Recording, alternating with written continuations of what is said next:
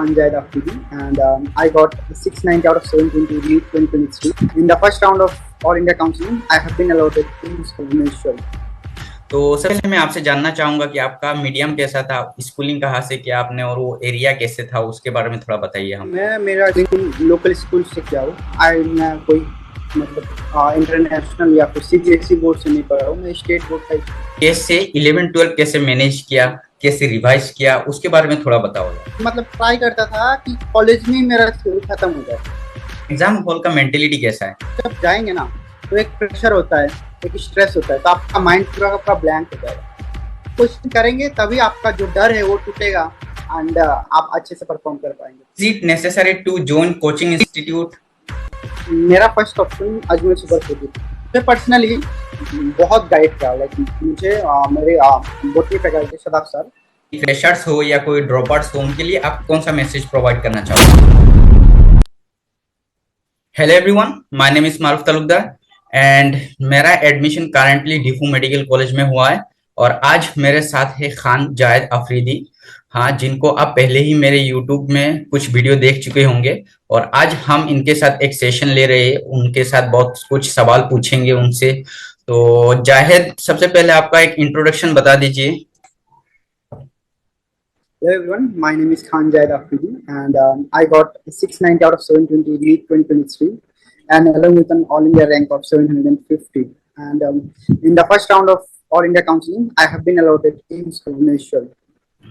माशाल्लाह। और तो जाहिद, सबसे पहले मैं आपसे पूछता हूँ कि आपका स्कूलिंग मतलब आपने एसएमएस मीडियम से पढ़े होंगे या इंग्लिश मीडियम से? देखो, बहुत सारे स्टूडेंट्स के माइंड में ये डाउट्स रहता है ना, जो एसएमएस मीडियम से होते हैं वो लोग बहुत सोचते हैं कि हाँ हमसे तो नहीं होगा क्योंकि हम एसएमएस मीडियम से बिलोंग करते हैं। तो सबसे पहले मैं आपसे जानना चाहूंगा कि आपका मीडियम कैसा था, स्कूलिंग कहाँ से किया आपने और वो एरिया कैसे था, उसके बारे में थोड़ा बताइए हमको।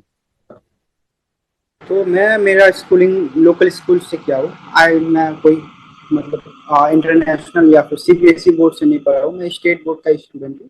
मैं इनिशियली एसएमएस मीडियम का स्टूडेंट था अप टिल क्लास 2, एंड उसके बाद मैं ट्रांसफर हो गया इंग्लिश मीडियम स्कूल। वो हमारा लोकल स्कूल है, रेनबो इंग्लिश अकेडमी करके ना, एंड मैं वहीं से पढ़ा हूँ। एंड मेरा जो भी एजुकेशनल फाउंडेशन बना है मेरा लोकल स्कूल से ही बना है। एंड जो आपने बोला कि एसएमएस मीडियम से जो स्टूडेंट बिलोंग करते हैं उनका एक खुद का एक स्टिग्मा होता है कि हम समझ पाएंगे या नहीं पाएंगे, लेकिन ऐसा कुछ नहीं होता। बेसिकली जो कॉन्सेप्ट्स होते हैं चीजों का वो सेम ही होता है। उधर जाके जस्ट आपको कुछ नए वर्ड्स मिलेंगे एंड अगर आप एक बार उनका मीनिंग पता कर लीजिएगा तो बाकी सब सेम ही है, इतना इशू नहीं होगा। मीडियम से इतना ज्यादा फर्क नहीं पड़ता है। मेरे खुद के बहुत दोस्त है जो एसएमएस मीडियम से आए थे, दे हैव आल्सो क्रैक्ड मी, उतना इशू नहीं होता, इट्स पॉसिबल। वैसे भी मैं तुमको बोल दूं कि मैं भी एसएमएस मीडियम से क्लास 10 तक एसएमएस मीडियम में ही पढ़ा हुआ। जायद, आपका वो एरिया कैसा था, मतलब स्कूलिंग आपके जिस जगह से बिलोंग करते हो कैसा एरिया था, मतलब आप उसके बारे में थोड़ा बताइए। तो मेरा जो डिस्ट्रिक्ट है ये एकदम न्यूली फॉर्म डिस्ट्रिक्ट है, इसका नाम है साउथ शामरा मंटाचर। प्रीवियसली ये धुबरी का अंडर आता था, बट ये धुबरी मेन टाउन से बहुत दूर है। इनफैक्ट हमें धुबरी जाने के लिए ब्रह्मपुत्र रिवर क्रॉस करके जाना पड़ता है, अराउंड 6 आवर बाय बोट लगता है। सो मैं जहाँ से बिलोंग करता हूँ बहुत रिमोट एरिया है, एंड मेरे स्कूल भी यही पास ही का स्कूल है। एंड कोई मतलब इनिशियली हम यहाँ जो थे हमें पता भी नहीं था कि क्लास 10 तक तो इवन नहीं पता था कि नीट होता है, जेई होता है, किसी को नहीं पता था। एंड मैं 10th का मैट्रिक के बाद ही मुझे पता चला कि डॉक्टर बनने के लिए नीट एग्जाम देना पड़ता है या फिर इंजीनियरिंग के लिए जेई देना पड़ता है। And even up till then हमारे इधर से the highest mark someone has gotten was 621, and that too so Ajmal super 40 से ही मिला था। आशिक इकबाल भैया उन्हीं को मिला था 621। एंड हमारे इधर से यही अब तक का हाईएस्ट था, एंड हमारा भी इनिशियली से गोल था कि 600 क्रैक करने, क्योंकि वो बहुत बड़ा माइलस्टोन है। तो देखिए, आप लोग ऐसे एरिया से, वो भी जाहिद ने फर्स्ट अटेम्प्ट पे ही 690 स्कोर किया, आसाम का 5th रैंक। भाई साहब, जाहिद मैं आपसे जानना चाहूंगा कि आपने मतलब मेडिकल ही क्यों चूज किया, आपने इंजीनियरिंग पे क्यों नहीं गए क्लास 10 के बाद? सो अगर मैं बोलूँ तो मेरा क्लास 10 तक वैसा कोई एम नहीं था कि इंजीनियरिंग करना है या फिर मेडिकल में जाना था। छोटे से ऐसा नहीं था मेरा, मतलब बचपन से सपना था कि डॉक्टर बनना है मेरा, वैसा नहीं था। मैं क्लास 10 तक मेरा वन एक एम था कि लाइक फिजिक्स में प्रोफेसर बनना है, फिजिक्स का प्रोफेसर बनना है, एंड कोई एक इंस्टीट्यूशन में फिजिक्स पढ़ाना है, मुझे पढ़ाना बहुत अच्छा लगता है। लेकिन मैं जब क्लास 10 पे गया तो आई थॉट कि इंजीनियरिंग ले लेता हूँ, like if I do engineering, IIT करना है, आईआईटी करके आईआईटी में जाना है, मतलब सब वही था।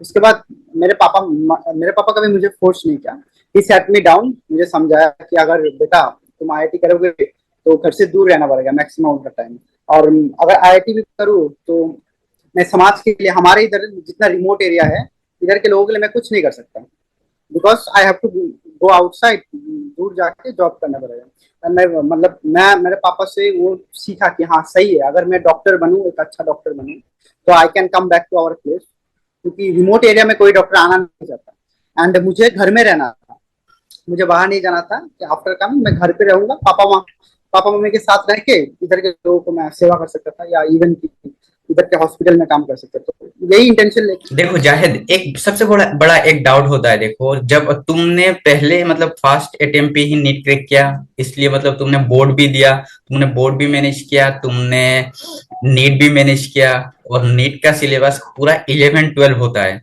तो मैं बस ये सवाल पूछना चाहूंगा कि तुमने मतलब कैसे 11-12 कैसे मैनेज किया, कैसे रिवाइज किया, उसके बारे में थोड़ा बताओ यार।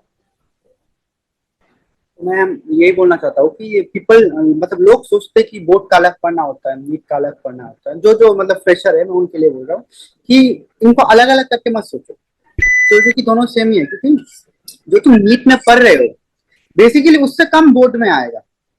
सिर्फ एक ही चीज पे ध्यान दो, अपना वोकेबुलरी थोड़ा ठीक करो, क्योंकि इवन दो दोनों का सिलेबस तो कोलाइड कर रहा है ना, दोनों का सिलेबस सेम ही है। तो अगर तुम नीट के लिए अच्छे से पढ़ रहे हो, तुम्हें बोर्ड के लिए स्पेशली नहीं पढ़ना पड़ेगा, जस्ट बोर्ड के आगे जाके प्रीवियस ईयर क्वेश्चन देखो और उसके बाद बोर्ड को दे दो, क्योंकि बोर्ड में जाके सेम कॉन्सेप्ट है, बस तुम्हें लाइन सजाना होता है। एंड अगर 2 साल से सेम कॉन्सेप्ट पढ़ रहे हो, लाइन सजाने में उतना प्रॉब्लम नहीं होगा, खुद से पढ़ाई में विश्वास रखो, अच्छा ही होगा। वो अपने मतलब क्लास 11 और 12, देखो नीट में तो पूरा एकदम होल सिलेबस आता है, तो रिवीजन कैसे किया आपने? वो रिवीजन के बारे में देखो यार, एक साथ कितना है, 104 शायद चैप्टर थे टोटल नीट में। अराउंड, हाँ अराउंड, वही हाँ अराउंड अराउंड ये इतना। तो नीट पूरे से पहले हाँ इतना चैप्टर आपने कैसे मैनेज किया? How you manage to revise all this chapter together, इसके बारे में कुछ बताइए। तो अगर मैं बोलूँ कि 11th में तो उतना प्रेशर नहीं था, क्योंकि 11th में नया नए थे तो उतना टेंशन नहीं लेते थे। तो 11th का खत्म कर लिया, 11th का पढ़ लिया, तो 12th में जाके आप प्रेशर आने लगा कि 11th का पढ़ना है। और बोर्ड का प्रेशर नहीं लेता था, क्योंकि मुझे पता ही था बोर्ड और नीट का सेम सिलेबस है, तो आगे जाके हो ही जाएगा। तो 11th का भी रिवाइज करना होता है, 12th का भी पढ़ना होता है, लेकिन 12th में जाके हमें पता होता है क्या पढ़ना होता है। तो ऑलरेडी 1 ईयर वो ढूंढने में लगा दिया कि मेन मटेरियल्स क्या पढ़ना है या फिर क्या करना है। मैं मतलब प्राइमरीली पीवाईक्यू करता था, 12th में जाके मैं पीवाईक्यू करता था, और साथ ही साथ मुझे 11th का कोई स्पेशल रूटीन नहीं बनाना पड़ा, क्योंकि हमारा जो मॉक टेस्ट होता था 12th में, इसमें 11th का सिलेबस इंक्लूडेड था। तो ऑलरेडी एक टारगेट बना हुआ था कि इतना कुछ चैप्टर खत्म करना है, क्योंकि हमारे मॉक टेस्ट में आता ही था। तो मैं सिर्फ वही करता था। वही करने के बाद जो जो मेरा थोड़ा बैकलॉग था या जो जो वीक था, वो पोर्शन मैं कभी अटेम्प्ट नहीं किया। जब देखा 12 खत्म हो गया, उसके बाद वो पोर्शन को मैंने कंप्लीट किया। कंप्लीट करने के बाद रिवीजन के बारे में जो आप बोल रहे थे, तो रिवीजन आपका खुद का एक स्ट्रेटेजी होना पड़ेगा। मैं जैसे बायो रिवाइज करता था, तो मैं बायो इस पहले फुल डिटेल में पढ़ा, पढ़ने के बाद मुझे जो जो टाइटल्स थे वो याद रहे। तो कभी कभी अगर याद ना होता था, तो मैं एक पेपर में नोट डाउन करता था कि जैसे कि फर्स्ट चैप्टर में है, फर्स्ट चैप्टर में पहला टाइटल ये है, इसमें मुझे क्या क्या याद, वो मैं खुद में याद किया, नहीं लिखा, जस्ट याद किया। देन फिर से दूसरा टाइटल ये है, उसके अंदर क्या आता था। ऐसे करते करते आपको पूरा बुक ही याद आ जाएगा। और आपने मतलब फिजिक्स केमिस्ट्री उनके लिए मतलब सिर्फ सवाल क्वेश्चन प्रैक्टिस किए, या मतलब कैसे किए वो सब, मतलब थ्योरी पे कॉन्सेप्ट किए, मतलब ज्यादा ध्यान दिए, या क्वेश्चन प्रैक्टिस में ज्यादा ध्यान दिए? क्योंकि देखो आजकल स्टूडेंट्स क्या करते हैं ना, आजकल स्टूडेंट्स बहुत सारे वीडियो लेक्चर देखते हैं फिजिक्स के लिए। देखो सिर्फ ऑनलाइन लेक्चर देखेंगे देखेंगे देखेंगे, कोई सवाल प्रैक्टिस नहीं करेंगे। तो आप कौन सा प्रिफर करेंगे कि मतलब सवाल करना ज्यादा इंपॉर्टेंट है, या सिर्फ मतलब लेक्चर थ्योरी ध्यान दे, या कौन सा आप मतलब प्रिफर करेंगे? तो मुझे थ्योरी पसंद, मतलब ऐसा नहीं थ्योरी पढ़ना पसंद नहीं है, थ्योरी अगर तो कोई चाहिए समझा होगा। दे तो अच्छा लगता। हाँ। हाँ, कोई समझा दे तो अच्छा लगता। तो मैं क्या करता था, मैं पूरा अटेम्प्ट मतलब ट्राई करता था कि कॉलेज में ही मेरा थ्योरी खत्म हो जाए। मैं जब कॉलेज में था कि क्लास के बीच में मेरा थ्योरी खत्म हो गया, घर जाके देखने नहीं पड़ता था। तो घर जाके मैं क्वेश्चन उठा के बैठ जाता था, पीवाईक्यू करता था, नीट का पीवाईक्यू करता था, जेडब्ल्यू का करता था, जिपमर का करता था। मतलब जितने भी पुराने क्वेश्चन है मैं सारा पीवाईक्यू करता था, एंड मैं मेनली क्वेश्चन प्रैक्टिस में फोकस था। और जो जो क्वेश्चन नहीं आता था उसका ही सिर्फ थ्योरी देता था। मैं थ्योरी को लेके उतना मतलब टेंशन में नहीं था, क्योंकि मैं फुल ट्राई करता था क्लास में थ्योरी खत्म हो जाए। तो ये आप लोग देख सकते हैं कि मतलब इन्होंने सिर्फ क्वेश्चन प्रैक्टिस पे ही ध्यान दी। मैंने बहुत सारे स्टूडेंट देखा है कि मैंने भी ये क्वेश्चन लास्ट ईयर बहुत सारा क्वेश्चन प्रैक्टिस किया थे हमने, लेकिन बहुत सारे स्टूडेंट सिर्फ थ्योरी पढ़ते हैं, कुछ दिन बाद बाद सिर्फ थ्योरी पढ़ेंगे, सिर्फ थ्योरी पढ़ेंगे, सवाल क्वेश्चन प्रैक्टिस में वो लोग ध्यान नहीं देते। लेकिन नीट ही है क्वेश्चन प्रैक्टिस का खेल। तो आप लोग इस बात पे ध्यान रखिए, सिर्फ थ्योरी के पीछे मत भागिए। थ्योरी भी इंपॉर्टेंट है, without theory you can't solve questions, yes. So theory he important है, लेकिन सबसे ज्यादा इंपॉर्टेंट जो है वो है क्वेश्चन प्रैक्टिस। क्योंकि हाँ, एग्जाम में आप जब जाएंगे ना, तो एक प्रेशर होता है, एक स्ट्रेस होता है, तो आपका माइंड पूरा का पूरा ब्लैंक हो जाएगा। यस। आप जो थ्योरी पढ़ के गए थे वो टायरली याद नहीं रहेगा, लेकिन आप अगर आप सेम टाइप क्वेश्चन बहुत बार प्रैक्टिस करेंगे तो आपका हैबिट हो जाएगा, मसल मेमोरी हो जाएगा, you will easily tick the right answer. क्योंकि एग्जाम हॉल में जाके माइंड पूरा का पूरा ब्लैंक हो जाएगा। ये बैंक ट्रूथ हो है, जाए, सबके साथ ही होता है। सबके साथ हो जाए। तो जायद, अभी मैं आपसे पूछ रहा हूँ कि आपका मॉक टेस्ट का, जब आपने 11 पे जो मॉक टेस्ट दिए हैं उनका क्या आप पहले से ही 650 से ज्यादा स्कोर करते थे, या पहले मतलब 600 के आसपास, मतलब स्कोर कैसा था आपका? और आपने अगर स्कोर डाउन हो गया तो कैसे इंप्रूव किया आपने, उसके बारे में थोड़ा बताइए।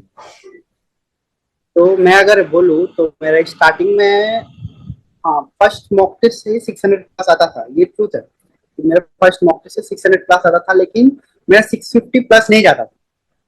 मतलब गया ही नहीं। अगर सच बोलूं तो मेरा इंटायर 11th में 650 प्लस नहीं गया। 12th में अराउंड लाइक 640 के ऊपर तक जाता था स्टार्टिंग में, लेकिन वही एक ही दो बार मेरा मार्क कांस्टेंट हो गया था 620 630 पे, एकदम कांस्टेंट। मेरा दिमाग मतलब एकदम चला गया था कि मैं मार्क क्यों नहीं इंक्रीज कर रहा हूँ। एक अच्छा फैक्टर था कि मार्क डिक्रीज नहीं हो रहा है, कांस्टेंट है, लेकिन मार्क इंक्रीज भी नहीं होता था। मैं बहुत ट्राई करता था कि मेरा मार्क इंक्रीज कर 650 लाओ, लेकिन नहीं ला पाता था। मेरा 650 के ऊपर नहीं उठता था। तो मैं 11th ऐसे ही चला गया, 12th में ऐसे ही चला गया, मतलब 650 नहीं आता था। तो लास्ट मोमेंट, एग्जाम के लास्ट 3 मंथ पे मेरा पूरा जोर लगा दिया, and I started solving question papers. जितने भी इंस्टीट्यूट है सब पे क्वेश्चन फुल टेस्ट देना शुरू कर दिया। नीट का प्रीवियस ईयर क्वेश्चन सारा क्या, लाइक 26 ईयर्स का प्रीवियस ईयर क्वेश्चन क्या, नॉट 26, आई मेंट 2006 तक का नीट का पूरा प्रीवियस ईयर क्वेश्चन क्या। 2006 का देन भी क्वेश्चन क्या? हाँ, आकाश का पूरा किया फुल टेस्ट सीरीज, एलेन का पूरा किया, एंड जो जो अच्छे थे कुछ अन अकेडमी के भी किए। ऐसा नहीं, मतलब मैं फुल टेस्ट में फुल फोकस था कि मेरे को फुल टेस्ट ही देना है, पार्ट टेस्ट और नहीं देना था लास्ट 3 महीने में। तो मैं अराउंड 3 महीने पहले से ही, या फिर 2.5 महीने पहले से मैं फुल टेस्ट देना शुरू किया। तब क्या हुआ, हमारे कॉलेज में पार्ट टेस्ट चलता था, तो सर बोलते थे कि पार्ट टेस्ट पे फोकस करो। मैं फिर मेरे पापा से पूछा, मेरे पापा ने बोला कि हाँ अभी थोड़ा कम आएगा, लेकिन देखना फुल टेस्ट में मतलब तुमसे ज्यादा कोई नहीं ला सकता। एंड वही हुआ, जब फुल टेस्ट होना शुरू हो गया तो मेरे मार्क बहुत इंक्रीज हो गया। तब 650 प्लस इजीली आते थे, कॉलेज में भी आते थे और घर में आते थे, और घर में भी अराउंड तब 670 तक आता था। एंड मुझे पता था कि आकाश एलन में अगर 670 आ रहा है तो नीट में जाके 690 700 इजीली आएंगे। तो नीट के पहले दिन तक मैं भी वही मॉक टेस्ट देता था। इवन की नीट के पहले दिन मैं घर में जब था अभी मॉक टेस्ट दिया, देने के बाद मैं एग्जाम सेंटर पे नेक्स्ट डे जा गया, तो तब उसी दिन मेरा वही 670 680 तक आता था। तो मैं कॉन्फिडेंट था, मुझे पता था कि एग्जाम अच्छा ही होगा।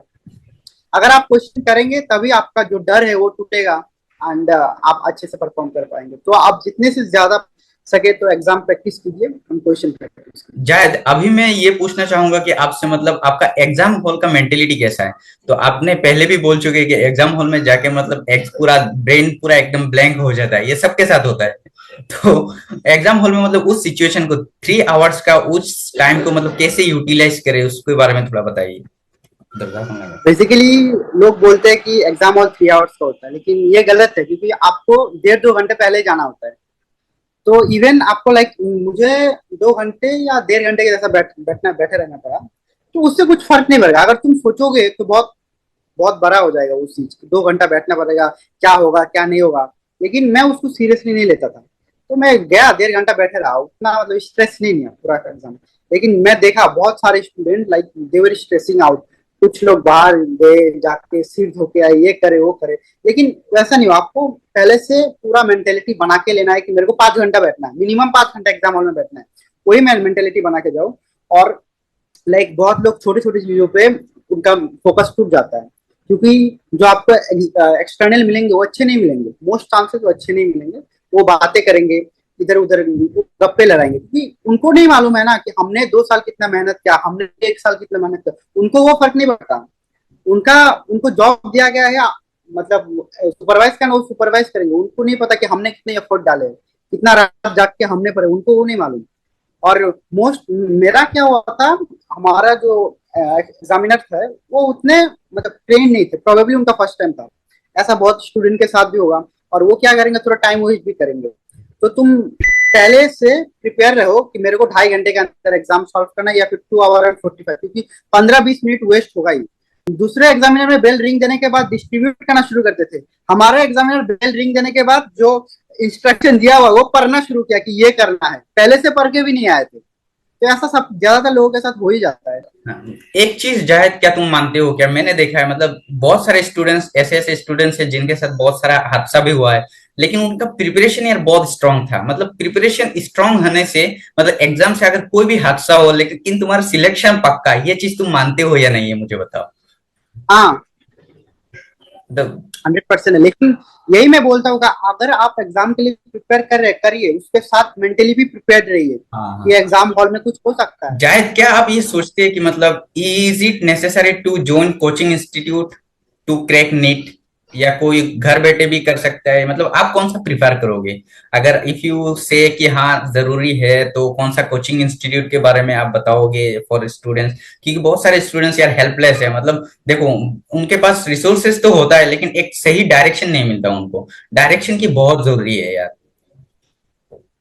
जैसे आपने बताया कि बहुत लोगों के पास रिसोर्सेज होते हैं, डायरेक्शन की जरूरत होती है। एंड वही बात है कि लोग कोचिंग ज्वाइन करना चाहते हैं, क्योंकि अगर आप घर बैठे क्रैक कर सकते थे ना, तो आपको एक डायरेक्शन चाहिए होता है। कोई गाइड करना पड़ेगा, आपको एक प्रॉपर रूटीन देना पड़ेगा, आपको एक प्रॉपर पाथ दिखाना पड़ेगा कि इस पाथ से चलो तभी क्रैक होगा। एंड ये आप खुद रियलाइज जब तक करेंगे तब लेट हो जाएगा, बहुत लेट हो जाएगा। जब तक आप ये खुद रियलाइज करेंगे ये करना होता है, तो इट विल बी मतलब मच लॉन्गर। तो इससे बेटर है आपको एक प्रॉपर कोचिंग ज्वाइन कर लीजिए। एंड कोचिंग में आपको they will teach you the ways, कैसे क्वेश्चन करते हैं, कैसे अटेम्प्ट लेना होता है। They will guide you in almost everything, आपको पूरा जर्नी में वो गाइड करेंगे। And they will be with you, और आपको मेंटर भी करेंगे। अगर आपका कम मार्क आ रहा है तब भी आपको बताएंगे कि कैसे मार्क इंक्रीज करना है। अगर मार्क अच्छे आ रहा है तो कैसे बताएंगे उसको कांस्टेंट रखना है। अगर आप फर्स्ट अटेम्प्ट या फिर सेकंड अटेम्प्ट जैसे भी हो, मतलब क्रैक करने के लिए कोचिंग एक इम्पोर्टेंट फैक्टर है। मैं यही बोलना चाहता हूँ कि मेरा मेरा जब टाइम था, तो तब मुझे जब डिसाइड किया कि मेरे को एमबीबीएस मतलब परस्यू करना है, नीट क्रैक करना है, तो मेरा फर्स्ट ऑप्शन अजमल सुपर 40 था।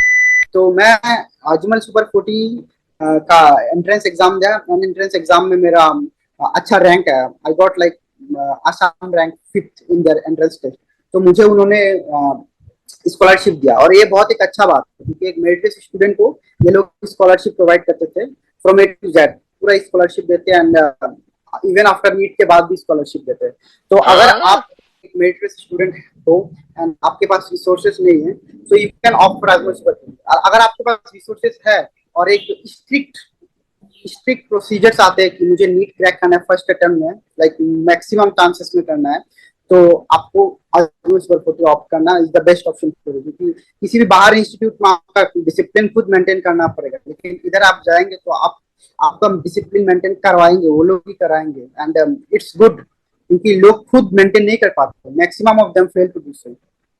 मैं बहुत सरप्राइज था कि सुपर 40 के टीचर जो होते हैं इतना मतलब गाइड करते हैं।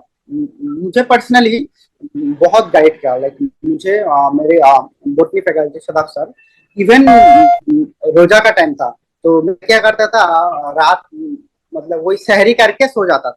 तब तक पढ़ता, शहरी तक पढ़ता था, पढ़ने के बाद सो जाता था।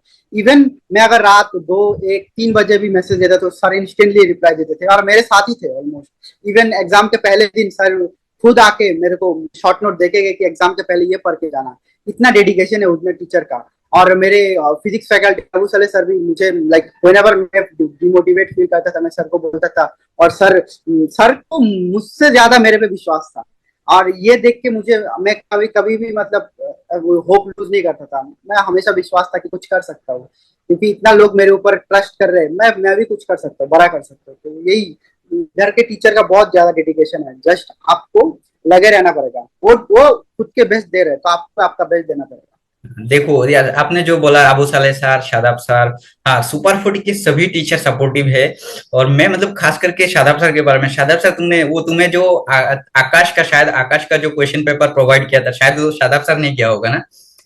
वो वो सभी स्टूडेंट्स को एग्जाम से पहले आकाश का इंटेंसिव क्वेश्चन पेपर प्रोवाइड करते। पर्सनली मुझे भी यार, मैंने रात, वो रमजान महीना था, तुमने भी बोला, मैंने भी बहुत सारा सवाल पूछा था। ये हो हाँ, वही एक टीचर है जो मतलब सबसे ज्यादा स्टूडेंट के साथ रहते हैं। वो मतलब स्टूडेंट के साथ even after as a cracking friend, as a NEET friend, के बाद भी उसके साथ ही रहते हैं। एज ए फ्रेंडली, मतलब वो रहते हैं, मतलब टीचर जैसे उनके साथ बात करके मुझे ना टीचर जैसा फील नहीं होता है, मतलब फ्रेंड के जैसा फील होता है। और ये सिर्फ, आई थिंक ये सिर्फ मेरे साथ नहीं होता, सबके साथ ये होता है, सही ना। सबके उनका मतलब जब भी रात को जितने बजे पूछता था, सिर्फ शादाब सर भी नहीं है, मतलब एम आई सर बोलो, शोफिक सर बोलो, सभी हाँ, टीचर ऐसे ही है, मतलब हाँ। और शादाब सर का और एक, हमारा भी भूपेंद्र सर, हाँ, भूपेन सर, सभी अच्छे हैं। मतलब मतलब सभी।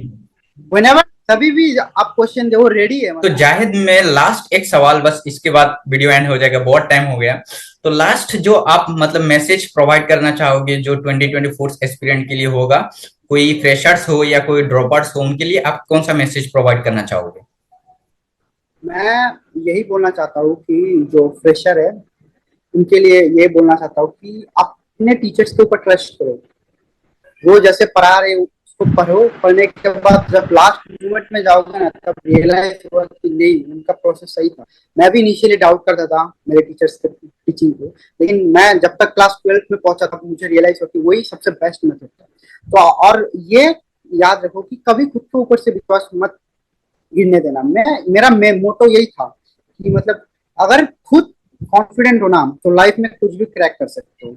और मैं ड्रॉपर्स को ये बोलना चाहता हूँ कि ऐसा नहीं है कि लाइक आपको होप खो देना है।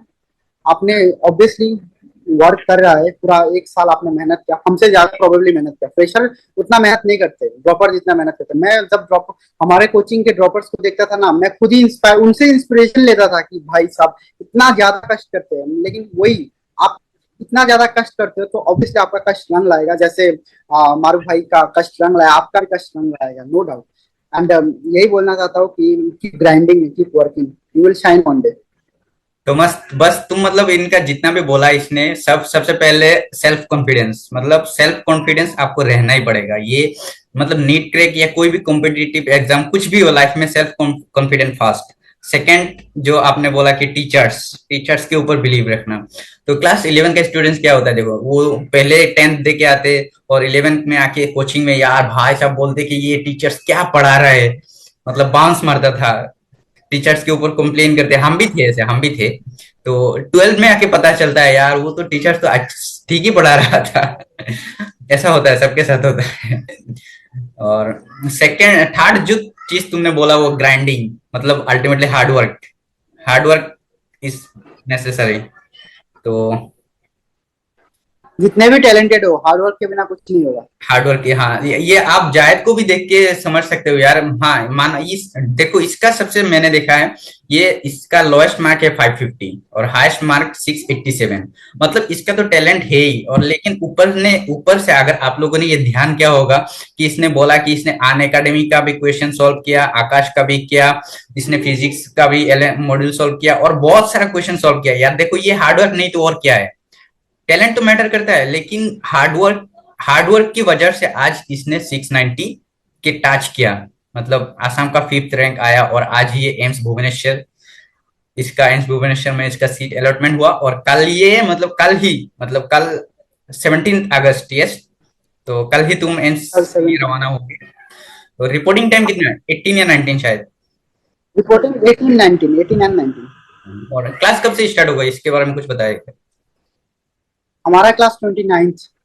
29 से शुरू होगा। इसके बीच ओरिएंटेशन प्रोग्राम है। तो जायद, ऑल द बेस्ट तुम्हारा। यार एम्स में जाके हम लोगों को मत भूलो यार। नहीं